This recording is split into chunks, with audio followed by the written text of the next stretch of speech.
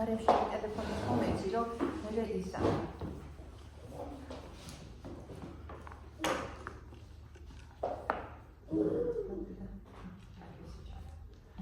მამისა და ძისა დასული საწმენდის სახელი ჩვენ შორის ყოველთვის იყოს იესო ქრისტე ნაზარელი ჩვენი ღმერთი.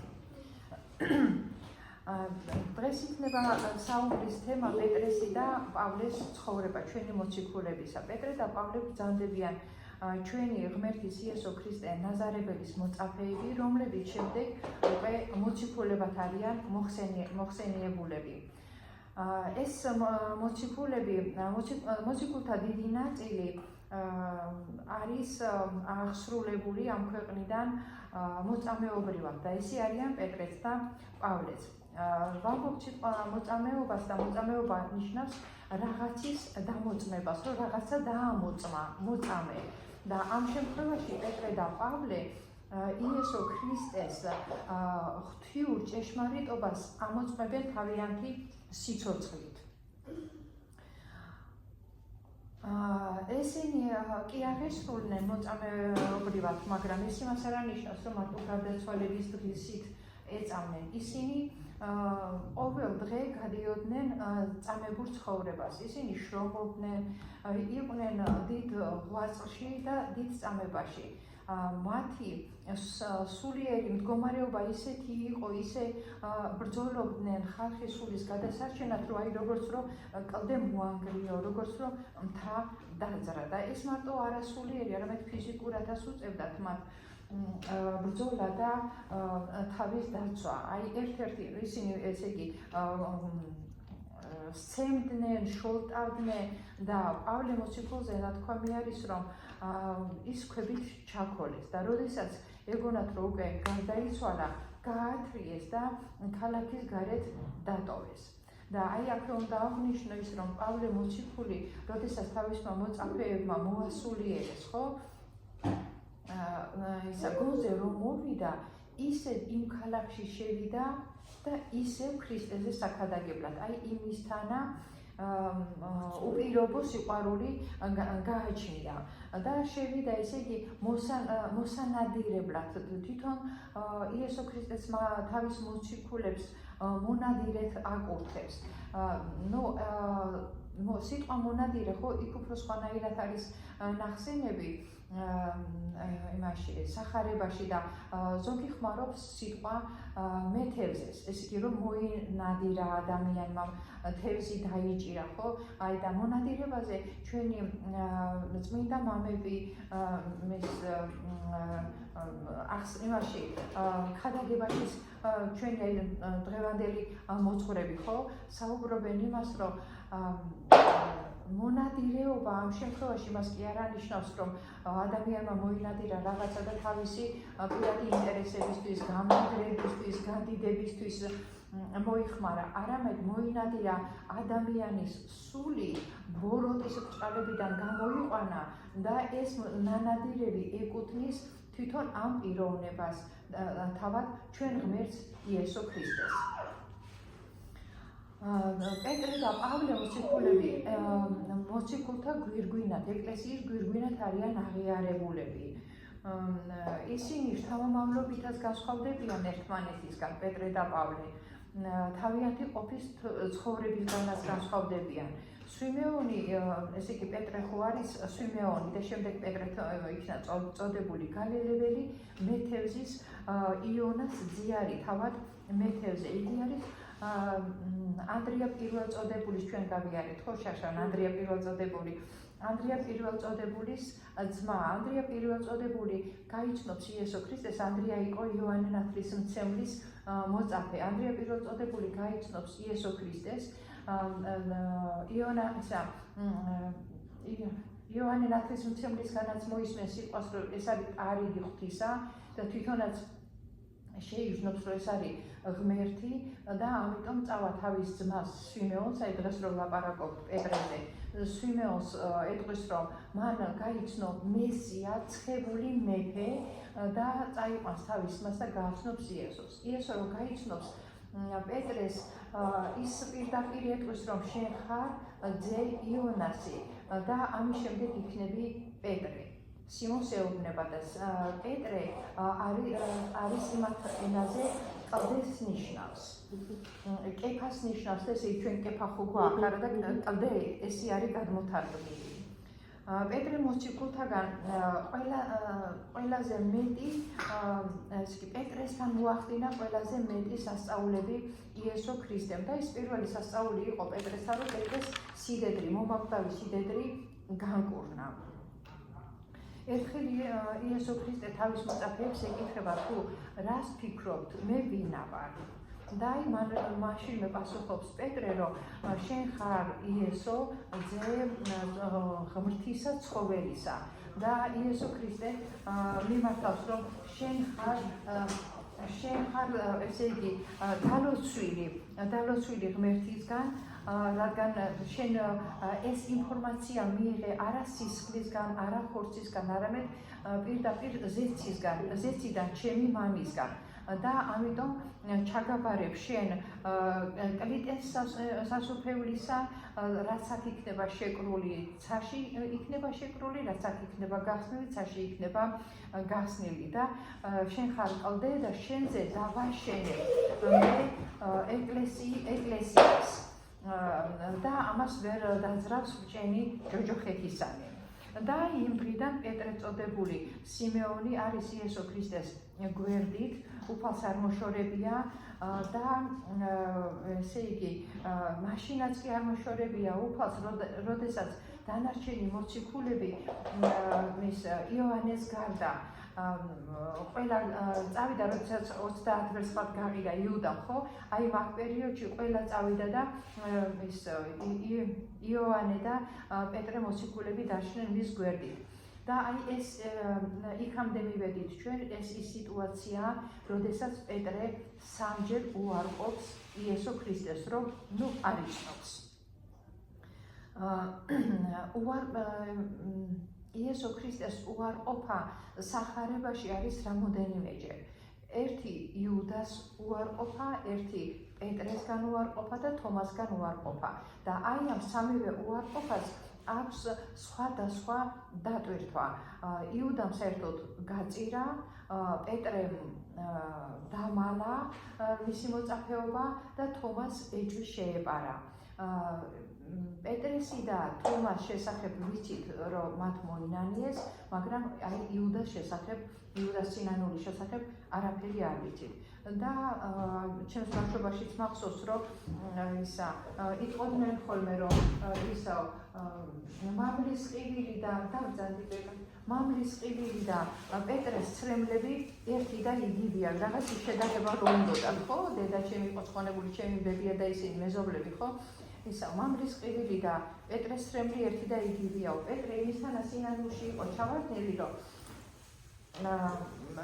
თალის ღარები ჰქონდა გაჩენილი ცრემლისგან და აი ამ ცრემლი ხომლაშია და ისინი ჰქონდა ბზარები გაჩენილი თვალის ძირში და იმისი პეტრეს ცხოვრების ფონი იყო სინანულის გლობა. ზუსტად აი ესეთმა სინანულმა გაწმინდა პეტრე და სინანულში ჩავარდნილი, ესე იგი, აი რა ვიცი, მე თვითონაც ხო ეს ჩემი პირადი აზრის არის და წმინდა მამებიც ისე ამბობენ, რომ პეტრეს ნამდვილად სწამდა ღმერთი და არ იყო ნაკლებ მორწმუნე, მაგრამ ეს რაღაცა შიშის ფაქტორი იყო და ადამიანური ბუნებიდან გამომდინარე ალბათ ინსტინქტურად წამოსდა, რომ არ ვიცნობ მე მაგასო იესო ქრისტეზე, თორე ნამდვილად დიდი მორწმუნე იყო მაშინაც პეტრე და ის დიდი მოყვარული ქრისტესი. და ჩვენ უნდა ვიფიქროთ ის, რომ ადამიანური ბუნებიდან გამომდინარე იმან უარყო და არა სულით იყო ვითომ ბოროტი, არ იყო სულით ბოროტი პეტრე. მამა პეტრე თავისი მოციქულობის ადამიანთა ქრისტეს გზაზე მოქცევის მათი მონათვლის გამო ჯვარცმით სიკვდილს მიურჩიან. მაგრამ აი აქაც არის ერთი ძალიან მნიშვნელოვანი ფაქტორი, ვიცით რომ ჩვენი უფალი ჯვარზე აცვეს, მაგრამ ეხლა პეტრეს რადგანაც გამოუტანეს ეს დანაშაული, მან იფიქრა ის, რომ მე არა ვარ იმის ელივსი, როგორც ჩემი უფალი ეწამა, ისე მაწამონ მე და სწორად რომ თავდაყირა მიეკრათ ჯვარზე. მართლაც ესე მოხდა და სულის გასვლამდე პეტრე მოციქული ჯვრიდან ქრისტეზე ქადაგებდა. ის საცხოვრებიდან გავიდა 67 წლის ასაკში 29 ივლისს. მოციქული პავლე, რომელსაც ერქვა სავლე, არის ბენიამინის ტომელი.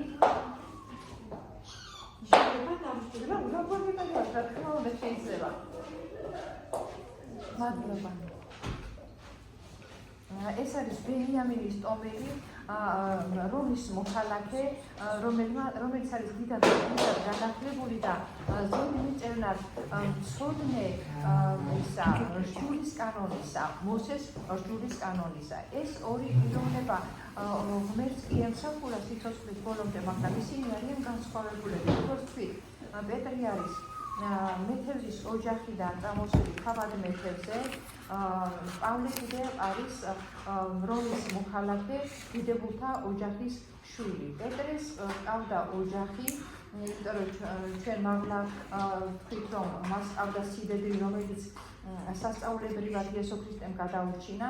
პავლე კი ქალწულებრივ ცხოვრებას ეწეოდა. და პეტრემ როგორცვე გაიგო იესო ქრისტეს არსებობის შესახებ, როგორც მესიისა და ცხებული მეფისა, მაშინვე დაუმოწაფდა და აი პავლე უმოწაფდება ქრისტეს რჯულს, როდესაც ამაღლების შემდეგ, ქრისტეს ამაღლების შემდეგ პავლე მოციქული მიდიოდა ქალაქ დამასკოში და რატომ მიდიოდა? პავლე მოციქული იყო მტერი ქრისტიანთა და ის დამასკოში მიდიოდა. დამასკოში იყო დამალული ხალხი, რომელიც თვითონ პავლეს ემალებოდა ქრისტიანობის გამო. პავლე როსდევნიდა ქრისტიანებს და აი ამ დროს მიდის დამასკოში, რომ ის დამალული ხალხი უნდა საწამებლად გადასცეს პავლე ქრისტიანები და ამ დროს მოევლინება იესო ქრისტე ნაზარებელი მას და მიმართავს საულ, რატომ ვსდევნი? და განხილვებია ამის შესახებ, წმინდა მამები ამბობენ, რომ იესო ქრისტე იმას კი არ ეუბნება, რომ მე მსდევ. ეს იმას ნიშნავს, რომ ქრისტიანის დევნა თვითონ იესოს დევნა იყო. აი ამ დროს დაბრმავდა პავლე და იესო ქრისტემ მისცა მინიშნება იმისი, რომ უნდა ენახა ანანია, თავისი მოციქული ანანია იყო 70 მოციქულთაგანი ერთ-ერთი.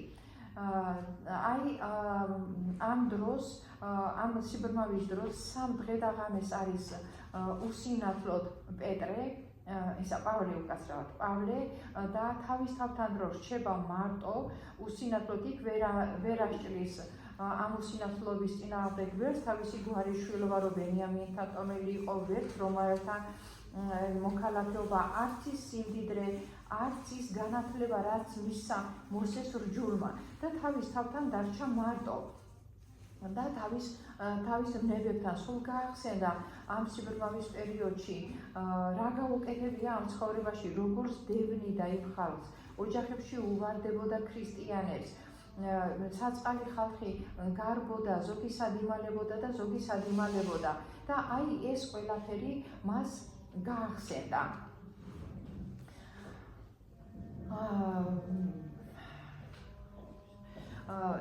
ესე იგი, პეტრემ და პავლემ აი ამ ორმა ადამიანმა შეიძლება ითქვას, რომ სამყარო შეცვალეს. მათ შეცვალეს სამყაროში ადამიანი. მათ უამრავი ადამიანი მოაქციეს. ისინი ქრისტეს შესახებ ქადაგებდნენ ქვეყნებში, ქალაქებში, სოფლებში, გზებზე, მდიდრებში და ღარიბებში, მოხუცებში და ახალგაზრდებში, მორწმუნეებში, ნაკლებად მორწმუნეებში და შეიძლება ითქვას აი სექტებს რო ვიძახით ჩვენ წარმართებში, ყველასთან დღე და ღამე ისინი სიტყვით, საქმით და აზრით ემსახურებოდნენ ქრისტეს. პავლეზე ნათქვამია, რომ მამა პავლე და არა მარტო საქმით, არა სიტყვით, არამედ პავლეს ჩრდილმა რო გაკურნა ადამიანი, ესეც არის მოხსენიებული სახარებაში.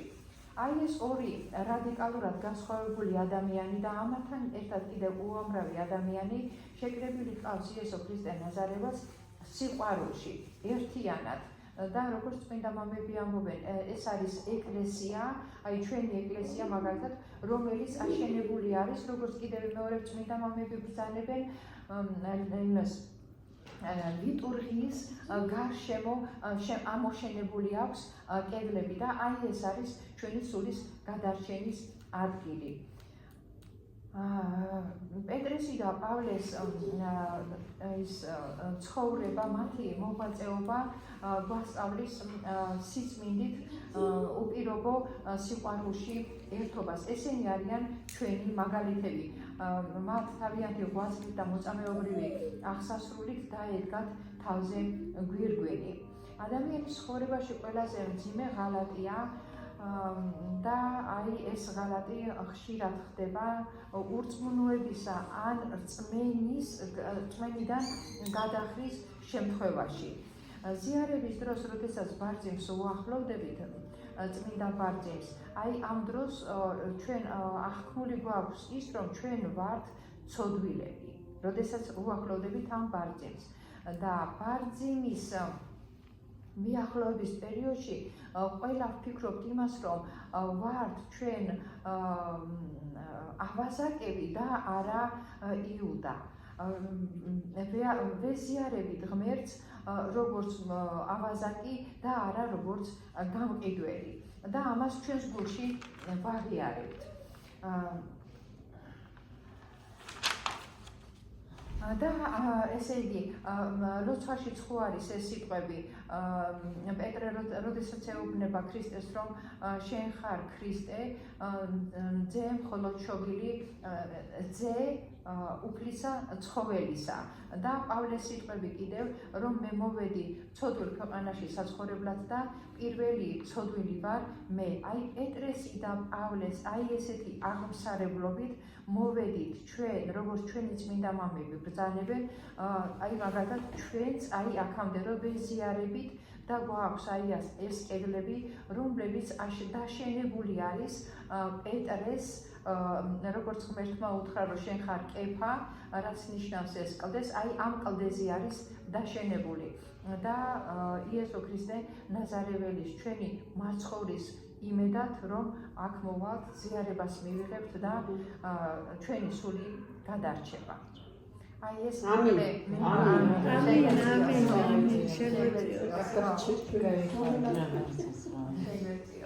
საინტერესო თბილისში 46-47 წლებში უმეტესობა დადიოდნენ ქაშვეთში და სიონში და თავისი მრევლი ყავდა, თავისი მლოცველები ყავდა პეტრე პავლეს ეკლესიას. მაშინ ვითომ ქალაქგარეთ იყო.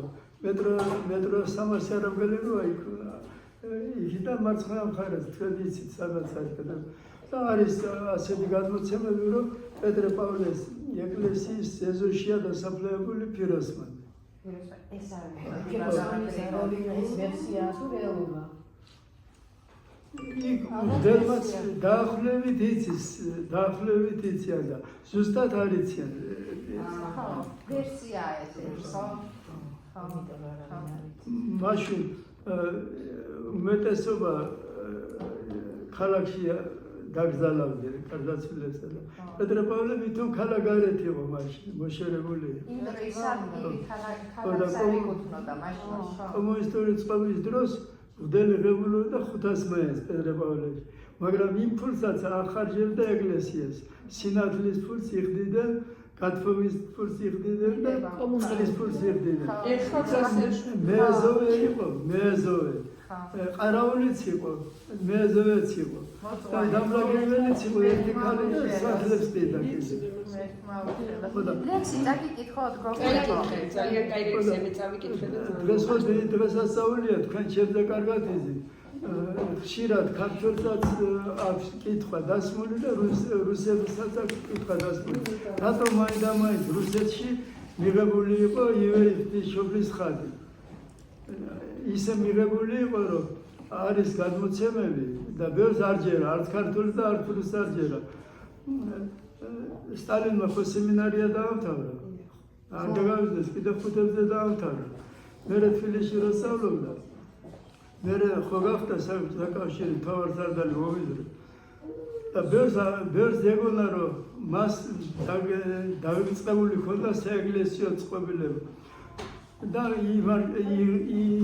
და თანახმა იყო ვითომ რუსეთში რომ გაუგდა ეკლესიური წყობა, მაგრამ ხშირად მით შეხედული იყო იცოდა რომ სტალინი გულით ქრისტიანი მართლმადიდებელი იყო. ამის ერთ-ერთი დამტკიცება ის არის რომ ხო ამბობენ ახლა რომ არა კაცო მატრონას არ შეხვდებიო ქართული სამართლის დაგოს ბევრი ვინც არის სინამდვილეში როდესაც გერმანელები მოვიდნენ 20 კილომეტრში მოსკოვში კრემლინიდან 20 კილომეტრში გერმანელები იდგნენ შეხვდა მთავრობის წარმომადგენლები მარტო კი არ იყო სტალინთან ერთად იყო ვოროშილოვი და გლავნი მარშალ ავიაცი ალექსანდრე გალავანოვი და მათ მოგონებებში არის რომ მატრონამ ურჩია სტალინს როგორც დონის მონასტრის ხატთან ერთად ივერის ღვთისმშობლის ხატი ყაზანის ღვთისმშობლის ხატთან ერთად სამალიოტით შემოეტარებიათ მოსკოვის გარეუბანში და ეს ერთი დამტკიცება და ბევრს არჩევა და მეორე დამტკიცება როდესაც ახლო ჩაძე კიევის მეტრო რომ არის კიევის მეტრო იქ არის ახლოს პაკლონაიაგარასთან არის პატარა კურორტი მაშინ ქალაქგარეთი იყო ოჩაკოვსთან არის ახლო დაჩა და ის ახლო დაჩა სტალინს არ ეკუთვნოდა ერთ-ერთ თავად საზღვარს ეკუთვნოდა გენერალურ შტაბში მუშაობდა და მერე ის რო გარდაიცვალა ცეკას თანაშრომლებს გადაცეს და ახლო დაჩაზე მიდიოდა ხოლმე სტალინი და ათევდა ღამეში დაცვა იყო რომელიც სტალინთან ერთად 1918-19 წლებში სარიცინოში ერთად იცავდნენ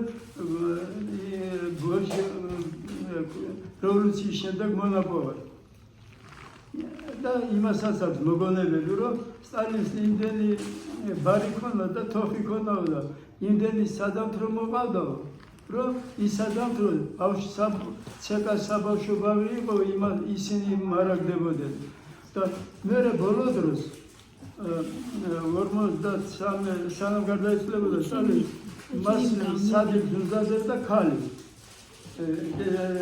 ერთი კიდე ეს მომენტი შეიძლება წაკითხული ვარ შეიძლება არ გასაკითხო ქალი უზადებდა საუზმეს სადილს და ვახშას ერთხელ ცეკ მოვიდა კრემლინიდან სტალინი და ძალიან გადაღლილი იყო შეხვედრა ქონდა რუზველტთან და ჩერჩილთან და გვიან მოვიდა და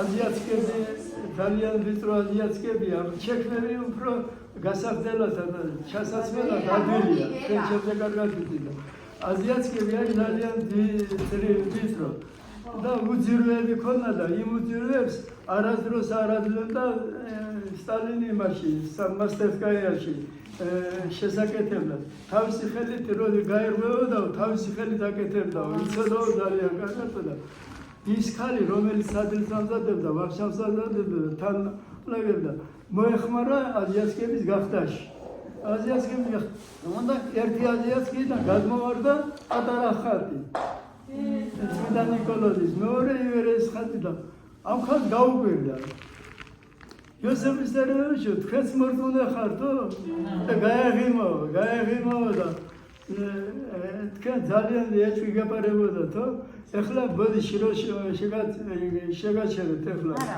როგორ გიგებიოთ ვინგი საინტერესო ივერის ღვთისმშობლის ხატი რატომ არის რუსიაში მიღებული როდესაც შახაბაზმა აწამა ქეთევანწამებული და ორი მისი შვილი თეიმურაზ პირველს აღარ დარჩა არავინ და დარჩა სამი შვილი დარჩა პატარები 12 წლის იყვნენ და 9 და 8 წლის უფროსი რომელიც 11 წლის იყო მე-12-ში იყო გადასული ნიკოლოზ დავითიძე და მისი შვილები შახმა როგორც სიკვდილით აწამა ქეთევანი, ისე შვილიშვილების და უფროსი შვილიშვილი ნიკოლოზი ერქვა და დავითი როდესაც თეიმურას პირველმა წააგო ომი ირანთან, შეეშინდა რომ აითვიეს ჩემი შვილიშვილების დაიღუპონა და უფროსი ნიკოლოზ დავითიძე გამოგზავნა მოსკოვში 1652 წელს. ეს იყო პეტრე პირველის მამა მეფობდა მაშინ რუსეთში. პოლონელები გადენილი იყვნენ და პრიბალტიკის, ლიტვის და ლატვის და ესტონეთის წარმომადგენლები გარეკილი იყვნენ მოსკოვიდან. მოსკოვში გამეფდა რომანოვი და ვინც გამეფდა იმისი შვილი იყო ალექსი, პეტრე პირველის მამა. და პეტრე პირველის მამა თან დაყვებოდა ის 11 წლის ქართველი ნიკოლოზ დავითიძე. ეხლა რომ დავითოები არიან საქართველოში და რუსეთში, ქართველიც არის დავითოვი და რუსიც არის. ისინი იმისი ჩამოავლები არიან. ვინც ჩამოყვა იმას, ქართული 1500 კაცი ჩამოყვა იმას, ვიდრე მეტი, ვიდრე ვახტანგ მეექვსეს. და ის რო დაბრუნდა საქართველოში, გახდა ერაკლე პირველი. საქართველოს ქართლის გაერთიანებული მეფე. და მისი ამალა დარჩა მოსკოვში. ამიტომ დავითოები რო არიან მოსკოვში, ქართველები იმის ჩამოავლები არიან. და პეტრე პირველის მამა რომელ ომსაც აწარმოებდა და იცავდა რუსეთს ტრის შემოსევების დროს, თან ახლა ყოველთვის ის ნიკოლოზ დავითიძე ერეკლე პირველი. და მოსკოვის გარეუბანში ზენიგოროდი აქვს, თქვენ გაიგონიათ. ზენიგოროდში ორი ეკლესია. ორ ეკლესიაში დღემდე შემონახული ივერიის ხატის ასლი. ხო და ნიკოლოვი იყო მაშინ რუსეთის პატრიარქი და პეტრე პირველის მამამ და ნიკოლმა შეუკვეთეს ათონის მთაზე ივერიის ხატის ასლი. ჩამოიტანეს მოსკოვში ბერძენმა სამღვდელო სასულიერო წოდების წარმომადგენლებმა და მოსკოვში წითელ მოედანზე ეხლა რომ არის თუ გინახავთ თქვენ ივერიის ღვთისმშობლის სამრეკლოა. მაგრამ 31 წლამდე ივერიის ვაროტა ეწერა. წითელ მოედანზე რომ შედიხარ და ოქროს ასოებით ეწერა იქ რომ აღნიშნული იყო. და ის სამრეკლო შემოინახა რევოლუციის მერე 31 წლამდე. 31 წელს ხრისტას პასტილე რო გაანადგურეს, მაშინ გაანადგურეს ის სამრეკლოც. და კომუნისტების დროს რა თქმა უნდა აღარ აქცენტია ყურადღება. და ის დამავიწყდა კიდევ სტალინმა ორჯერ მიმართა ეხლა ცეკას მუზეუმში შემონახულია ის საბუთები 29-ში და 39-ში ორჯერ მიმართა ცენტრალურ კომიტეტს რომ აღედგინათ რუსეთში საეკლესიო სასულიერო ცხოვრება, მაგრამ უარი უთხრეს, იმიტომ რომ მაშინ ცეკაში მუშაობდა 98% არარუსი, არაქრისტიანი. ეს თქვენ კარგად იცით. ეს საბუთები ყველაფერი ახლა ამოტივტივებულია, რაც არ შეიძლება იყოს მუზეუმებიდან. და ივერიის ღვთისმშობლის ხატი რო შეუყვეთ, რო დაანგრიეს, მერე გარბაჩოვის დროს დაიწყო საბჭოთა კავშირის დანგრევა, თქვენ კარგად იცით, გახსოვთ 91-დან 93-დან. ბრეჟნევი ვეღარ მართავდა უკვე 1978 წლიდან 93 წლამდე 5 წლის განმავლობაში ბრეჟნევი აღარ მართავდა. უკვე კგბ მიუჩინა მედიცინის და რომელიც ბერენს უყარდა საანტიროდ ყოფნა. მერე საანტიროდ რომ ბრუნდებოდნენ, უყარდა ძალიან სტარკა არის არაღი იყო, კონიაკს გავდა. და იმ სტარკაში უმატებდნენ მორს. და სტალინი გააბეჭდეს. ბრეჟნევი 78-დან 85 ბოლო 5 წლის განმავლობაში ვეღარ მართავდა საქართველოს, მართავდნენ ამერიკიდან ჩამოსულებად. ეს უკვე პოლიტიკაში გადავდივართ, დაუმთავრებდა. მერე ელცინის დროსაც ხო და მე უფრო მეტად დაიწყო საბჭოთა კავშირი და 1967 წელში მოსკოვის პატრიარქი იყო ალექსი მეორე ღმერთმა გაანათლოს, რომელიც კარგად ეპყრობოდა ქართველებს. საქართველოს პატრიარქი ილია მეორე და ალექსი მეორე ერთად სწავლობდნენ ზაგორიში, მოსკოვის გარეუბანში. მაგრამ ერთად კი სწავლობდნენ, მაგრამ არ დაგავიწყდეს, კიდევ არის მონაცემები, რომ ერთ ოთახში ცხოვრობდნენ. და მათი დიდი დამსახურება, რომ ეს ეკლესია დაგვიბრუნდა 91 წელს. და რისი თქმა მინდა, 97 წელს ჩვენ ეკლესიაში მსახურობდა მამა რომანოზი, თქვენ კარგად იცით. მამა რომანოზი იყო დაბადებული ჩვენი ეკლესიიდან, მაგრამ ეკლესია ვერ დატოვა. და აქ მუშაობდა ჩვენთან გიორგაძე რამაზი, რომელმაც ბიბლიოთეკა შექმნა და ბევრი რამ გააკეთა ჩვენი ეკლესიის. და მამა რომანა უთხრა რამაზიო, მე ვერ დავტოვებ ეკლესიასო, მარტო ვარ. და შემდეგ გრიგოლმა წაიყვანეთო, 32 ბავშვი იყო ქართული სკოლიდან. და წავედით, ამოვედით მეტრო რევოლუციის მედანი რომ არის. კარგი მანძილია იურისტიშვილის ხატამი. და გავართ ოჩერეში, სხვა ეკლესიებიდანაც არიან დაბაჯებული ხალხი. და 32 ბავშვი გვაყავს მე-5, მე-6, მე-7, მე-8, მე-9, მე-10 კლასი ბავშვები ქართული სკოლიდან. და 30 მეტრო არ არის, 30 მეტრო დაშა სანამ მივიდოდით იურისტის ხატის სამრეკლოდ. და შემოგვესმა ქარის ყველა სიწყნარია. ზიანი საღამოა კარგი. და გახსნა იმ სამრეკლოზე. იქ იყო მოსული იყო სასულიერო პირების ხელმძღვანელები და მგლებით. და ქალი კივის. და რამაზი მითხრა, რაშია საკმაოდ, რატო კივის? არ ვიცი, მოვუთხარი. თუ შეიძლება ჯერ შეწავი და მერე მეწავადო, ჯერ იწავი და მერე მეწავე. და მგდელმა გამოიყვანა ის ქალი, რუსის ქალი და დააწნარა. შეიძლება შენ გაგ დანაშაული ღმერთის წინაშე, შეიძლება შენ ბებია გამბარდას ან შენ წინაპარ. და სტადი შენ ეკლესიაში სადაც დადიხარ, ილოცე იქ და მგდელს მოუყევი ყველაფერი რაც იყო. ხატმა არ მიიღო ეს ქალი. რო შეხვიდოდი სამრეკლოში სამდელ დაანთებდი, თუნდაც გადაიწერდი და ხატია, დიდი ხატია. თეთრი ეკრანი როა, ამაზე მეტი ხატია. გინახავთ ალბათ. არ მიუშვა ეს ქალი. ყველა მიდიოდა კოცნიდა ამ ხაზზე. ეს ქალი არ მიუშვა. და ამიტომ დაიწყო აუვარდა ისა. ხო და დააწნარეს და გამოიყვანა. მე მოვიდა ჩვენი ოჩერე. ჩვენი ოჩერე რომ მოვიდა 32 ბავშვიდან ყველამ პირჯარი გადაეწერა, სანთლები იყიდეს და მიდიან და კოცნიან ხატს. ამ 32-დან ერთი ბავშვი არ მიიღო. 11 წლის 12 წლის იქნებოდა. არ მიიღო, მუდოდა კოცნა და არ მიიღო. ატალკანა გაუგე. ხატმა არ მიიღო, ვერ გამიგე. როგორ გითხრა ახლა, ყველა მაკოცა ხალ და ის ბავშვი არ მიიღო. როგორც იმ ხალმა იყო, ეს ბავშვი 11 წლისაა და ტირილი დაიწყო. და მგდელმა მერე გლები იყვნენ, 12-მდე მგდელი იყო. გახსნა შიგი.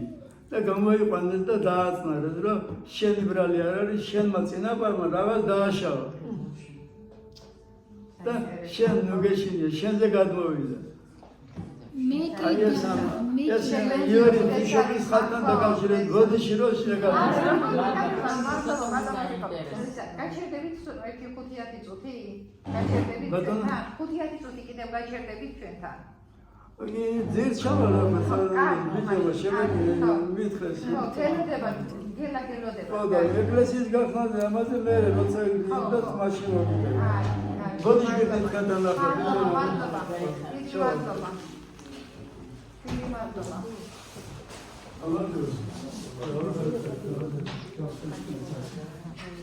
Lia. Pardon. Que cabe. No dio la para contar. Hoje vamos dar uma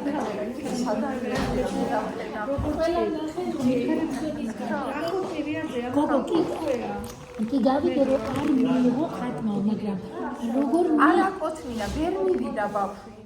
ესე იგი უნდა მისვლა რომ ეამბურა და ვერ მივიდა? ხო. და ამას ქვია არ მიიღო ხატმა. საინტერესოა.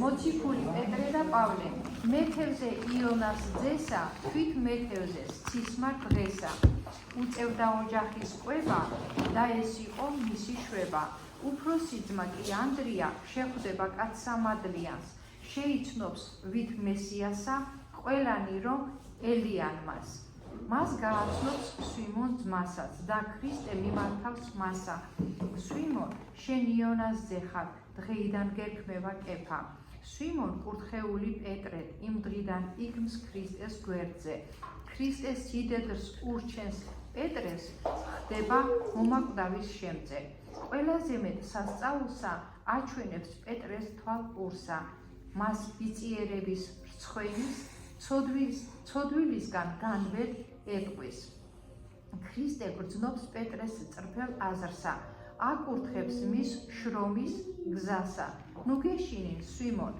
ამჟამად იყო შესათხევლე კაცთა აი ეს შესათხევლე ჩვენ რომ ვილაპარაკეთ ხო მესათხევლე ეს მონადირეზე და იმაზე მეთევზეზე რომ ვილაპარაკეთ აი ეს სიტყვა არის ეკითხება თავის ირგვლივ მე ვინა ვარ თქვენ რა სიტყვით მუნ პეტრე მიმართავს ღმერთს თქმით ხარ ქრისტე ძე ცხოველი და ქრისტე შეჰნატრის პეტრეს რომ ღმერთია მისი შემწე ნეტარ ხარ შენ სვიმონ რადგან ხორცთა და სისხლთა კი არა სიმართლე გამოგიცხადა ზეცა თამან ჩემმა მამა და მე გეტყვი რამე თუ შენ ხარ ძლიერი ვითარცა კლდე და დავაშენო ამ კლდეზე ჩემი ეკლესია და დავაშენო ამ კლდესა ჩემი ეკლესია ზედა ჯოჯოხეთისანი ბჭენი ვერ სძლებდნენ მას ვერახერნი მიქცნე სასუფევლის კლიდე ცათაისა ისე იყვეს აქ ფარული დარჩეს გახსნილ ცასაც გახსნილ ასწვდეს ბოლო პასექის ჟამს და დროს ქრისტე მოწაფეებს ამცნობს რომ დაბრკოლებად ხართ თქვენ და ამ ღამესა მომართ ჩემდა პეტრე კი ღმერთს შეჰპირდება რომ მისთვის არ დაბრკოლდება ამენ გეტყობ შენ ამ ღამესა ვიდრე ქათმის ხბობამდესა სამ გზის უარმყომეს სიტყვით ქრისტე მისთვის პასუხს იტყვის ზუსტად ესე მოხდა ვითარ ღვთისგან პეტრეს მიმართ ითქვა პეტრეს მთელი სიცოცხლის ფონს ჰყოფს მანამ და მას მერე დრო ქრისტეს უარყოფის მერე სინანულში დგება პეტრე თავს ვხრით მოციქულ პეტრეს წინ რადგან არ იყო სულით ის უარმყოფი ქრისტე ღვთისა ვითარ მისფაგედან ითქვა თავს ვუხრით დაღვრილსა ცრემსა თვალიდან ჩამდინარესა თვალთა ძირში მის ღარებსა ვით ხეობას ნაპრალებსა ღაწვებს მარილით დახეთქილს ვით არალის ზღვას გახეთქილს მის სველ თვალებს ყელის ტბის მსგავს ცრემლით რომ მუდამ სამსიავს მამა პეტრევ ცისმარ ცისკარს როს გაიგონებ მამლის ხმას გაგვაღვიძე ვთხოვოთ ღმერთსა მიტევება შენთან ერთად ჩვენ ვერც წვდებით იმ სიმძიმეს ცოდო სულს როგორ გვიმძიმებს ილოცე ჩვენს განწმენდაზე ვინც მოგმართავს ამ თემაზე ჯვარზე გაგრული უხრი თავს ქრისტეს მყოფს შენს გულსა და ცას მაგრამ ჩვენ მასაც შენს გიხრით თავსა ავლეს ყველას ქრისტეს მსგავსა გასწავლული მამა პავლე მონათლამდე იყო სავლე ძებნი და ქრისტიანებსა არ გვაწერდა ღვთიანებსა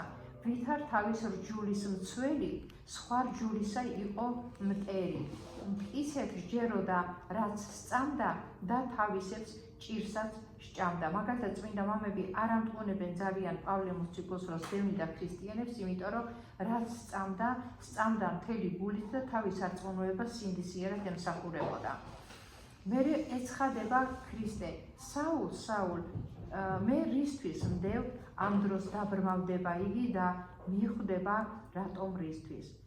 ის დიდი გვარიშვილობა, რომის მოქალაქეობა, რიადები დასტა წიგნთა სიბრძნე მის ჯურში რაც ითქვა, არ შველოდა მუხლებზე მდგარს სიბრმავისა დროსა და ჟამს.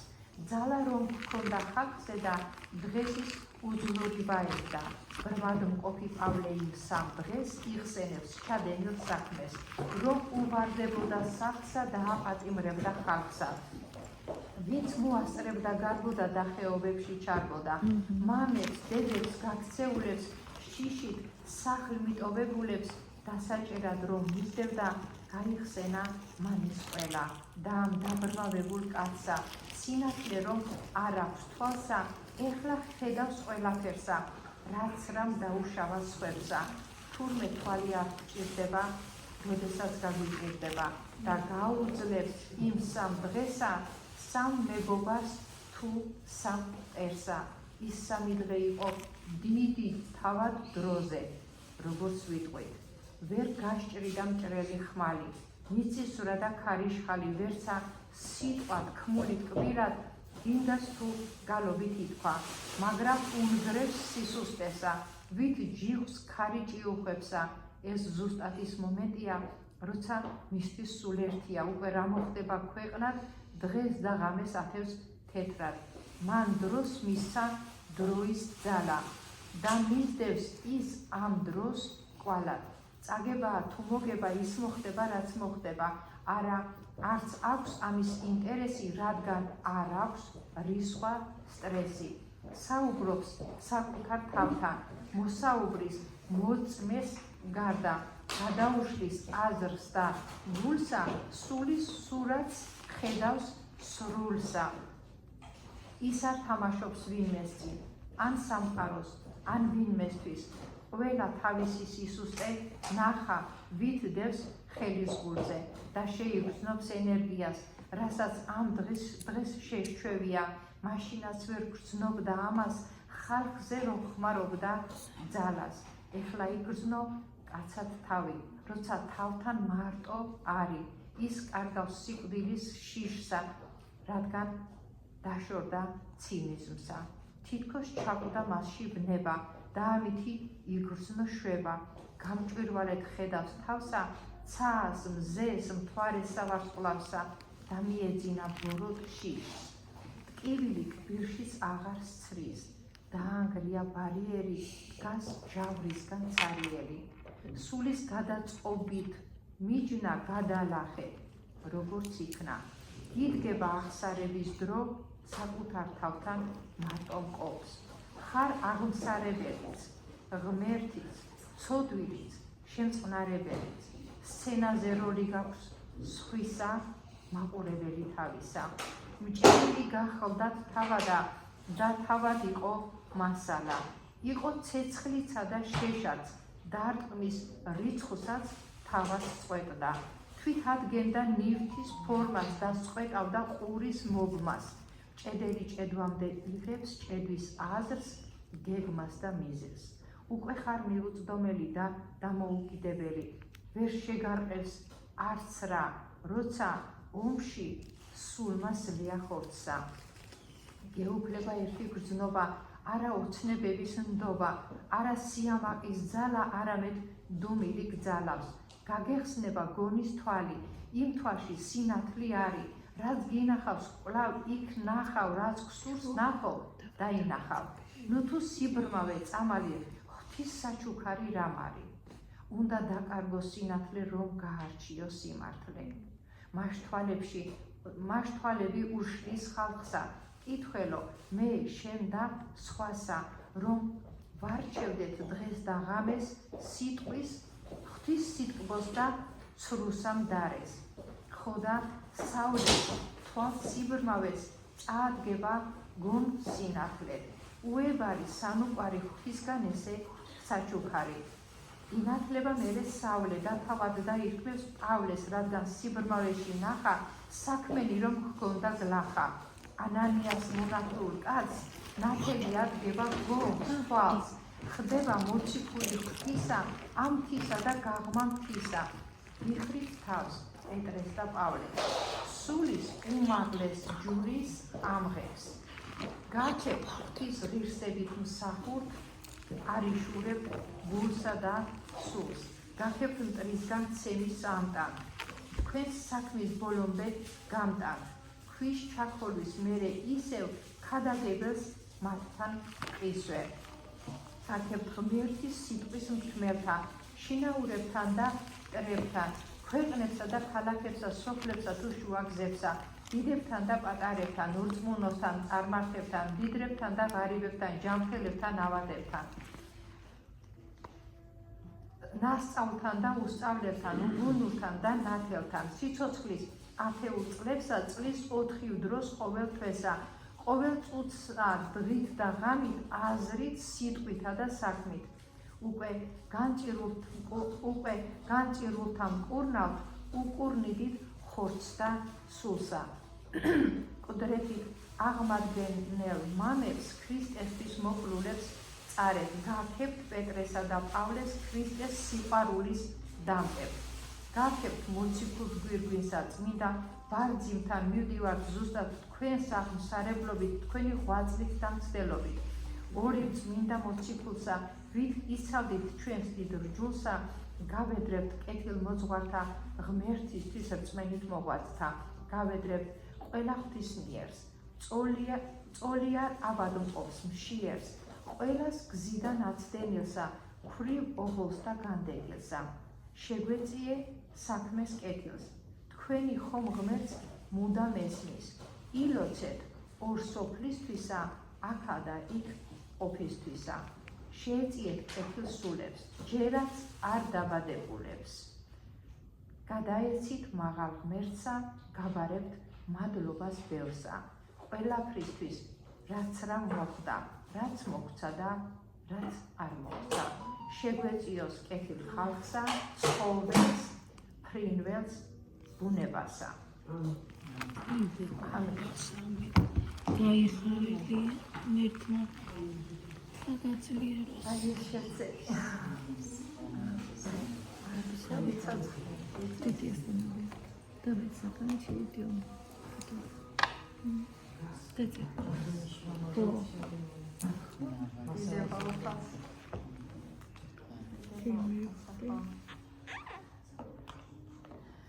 ეს ტელევიზიაში გადის უკვე ეს ჩვენი ჩანაწერები ხო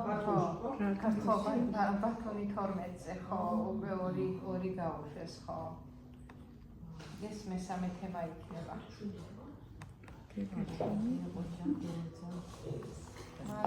შეგვეციოს ღმერთ არა მარტო საუბრები შვილი ლექსებს ვერ ავკითხულობ მითვაც რო იყოს ვერ ავკითხულობ გიორგი არა ვარ კარგი მკითხული იქნებ შენ წაიკითხო როგორი დახვეწილი ხმა გაქვს მაგრამ შენ დრო არა გაქვს სამაგისო ეს ჩვენი სტუდენტი არის სემინარისტი იმან სერგეი პასაჩი რა დაგდება იქ სწავლობს გიორგი სემინარისტია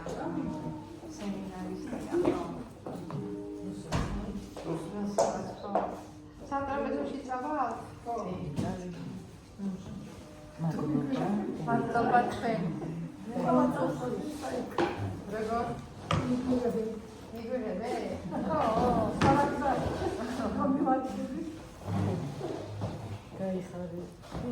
ხარბოდი ხარ. სადა. სადა იდეა.